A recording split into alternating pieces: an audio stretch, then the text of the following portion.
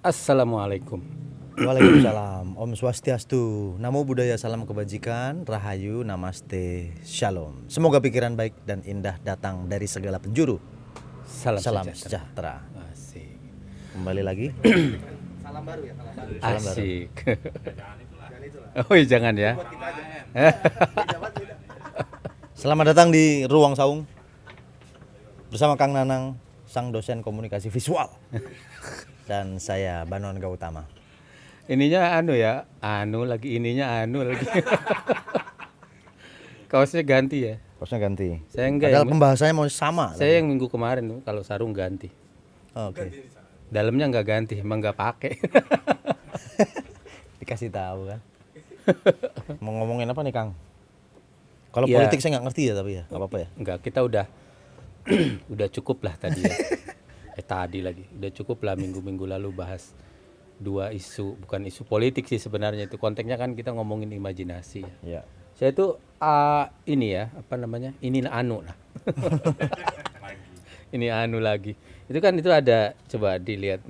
Nah, itu Bobo 50 tahun itu. Wow. Ini bukan promosi produk Gramedia ya, tapi memang promosi.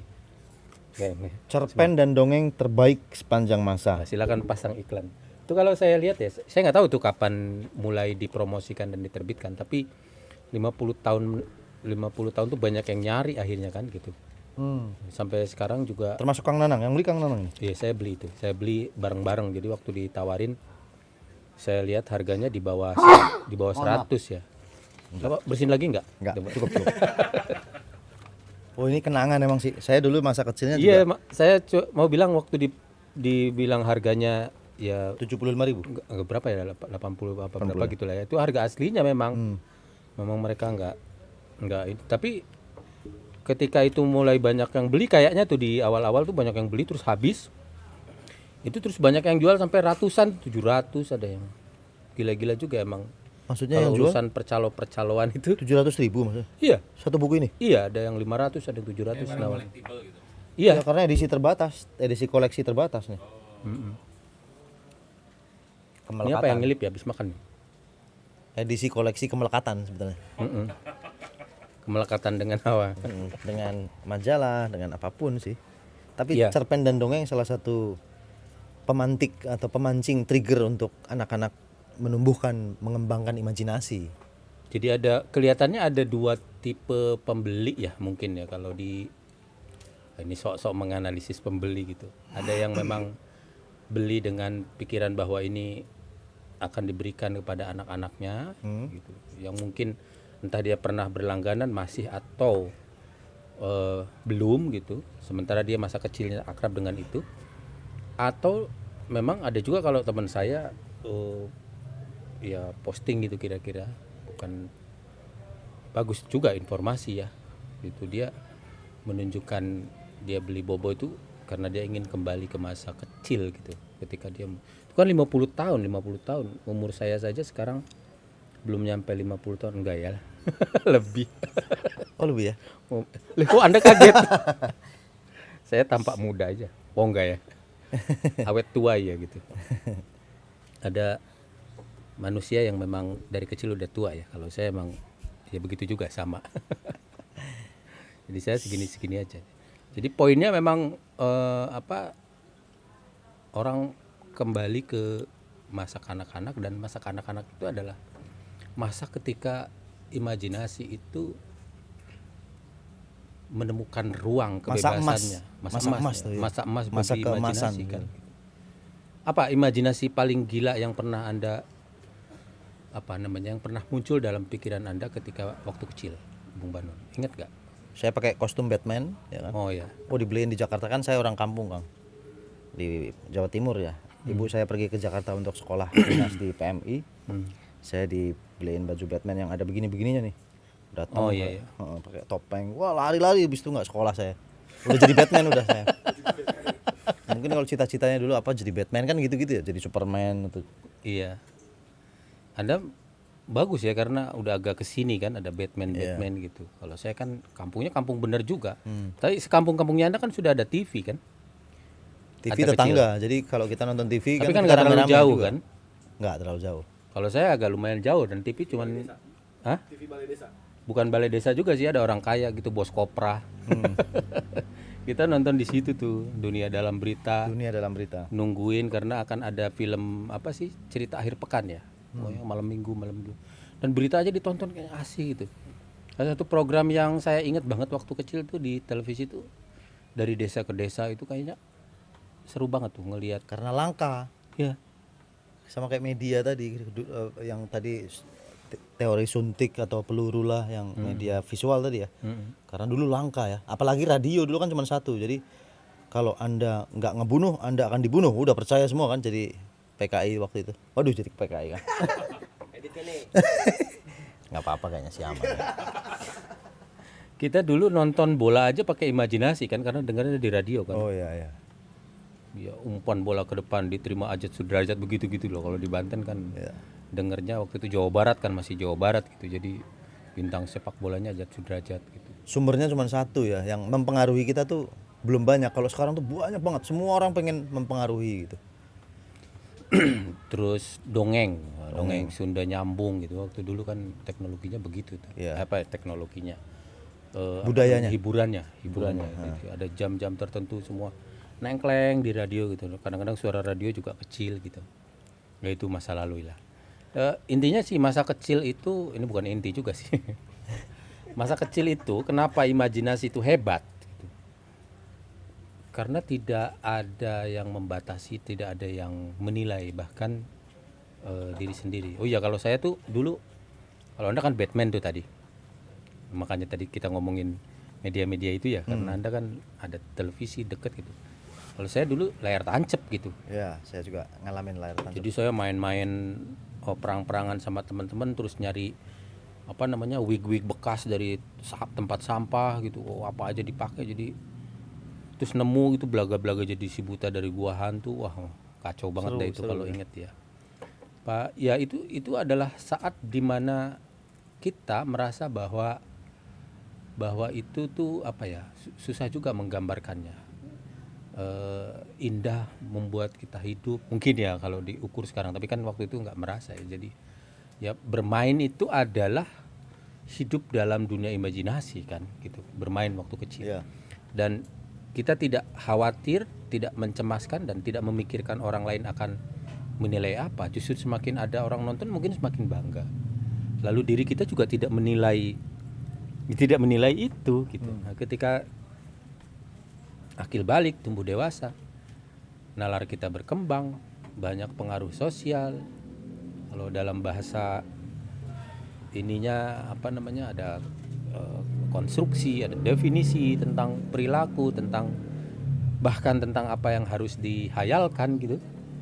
Orang kemudian malah membunuh imajinasinya sendiri, ya kan?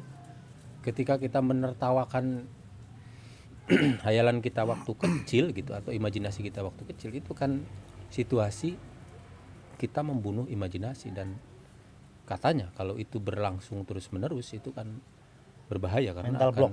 Ya, Jadinya ke mental block. akan menumpulkan.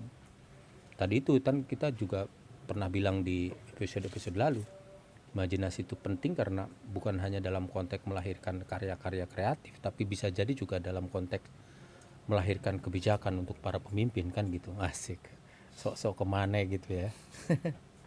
Begitu Bung Bandun. Iya, begitulah pokoknya.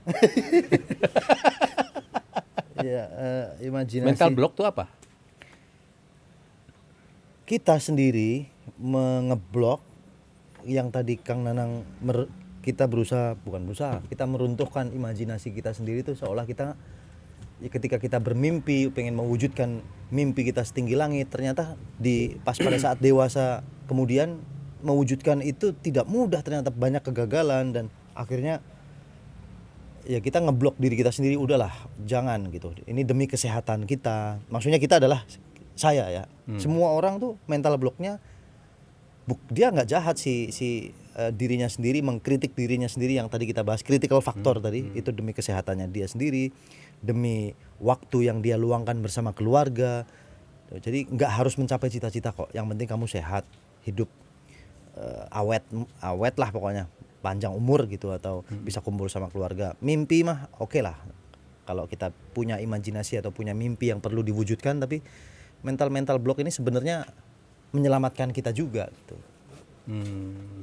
Dia bukan bertindak jahat sebetulnya si kepribadian diri kita ini ya. Soalnya kalau di hipnoterapi itu ada istilahnya juga emang sih, ego personal. Ego personal kita tuh banyak ternyata, Kang. Itu topik menarik lainnya Iya. barangkali ya, soal meskipun kita nggak ahli dalam Iya. terapi, mungkin kita bisa menceritakan pengalaman Anda dihipnotis itu pernah nggak? Misalnya ditodong gitu, Oh enggak terus pernah. HP Anda enggak ya?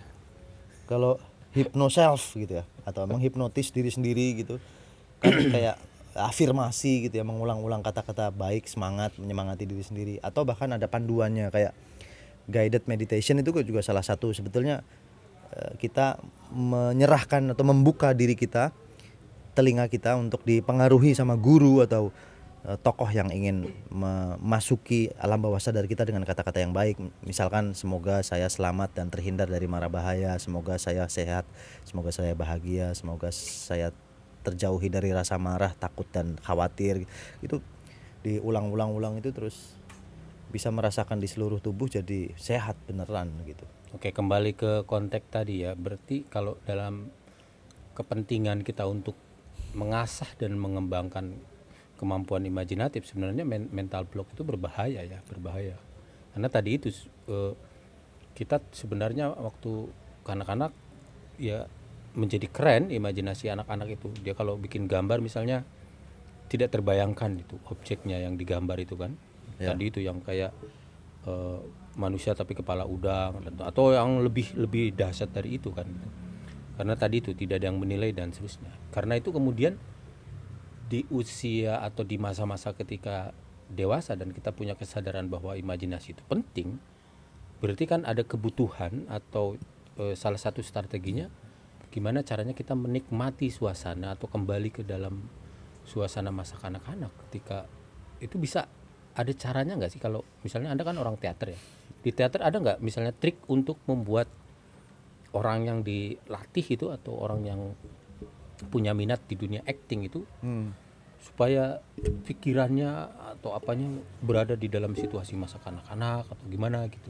Kebanyakan kita melatih tubuh kita juga salah satunya. Misalkan kita jadi kodok lah, terus kita jadi tubuh kita ya, terus atau bagaimana para militer itu berjalan, TNI, polisi, atau bagaimana menjadi pohon. Jadi kita langsung praktek gitu ya. Ketika kita berpura-pura, seolah-olah berpura-pura menjadi anjing misalkan, itu dengan sendirinya kayak saya melihat peserta didik di kelas acting ya misalkan, dia tanpa sadar tuh, karena mereka beberapa ada yang punya anjing di rumah ya, kok mirip banget gitu. Sehingga itu memicu kita untuk keluar dari kebiasaan dan berpikir out of the box itu tadi. Kan kreatif.